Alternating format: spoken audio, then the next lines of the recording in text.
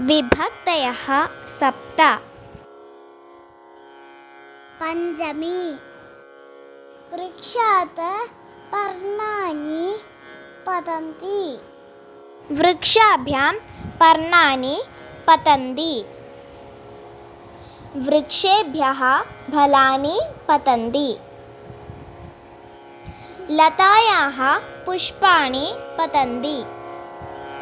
लताभ्यां पुष्पाणि पतन्ति। लताभ्यः पुष्पाणि पतन्ति। यानात् छात्रौ अवतरतः। यानाभ्यां छात्राः अवतरन्ति। यानेभ्यः छात्राः अवतरन्ति। रमेशात् उन्नतः अनीशः।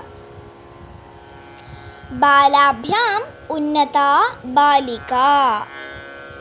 बालेभ्यः उन्नता बालिका एव।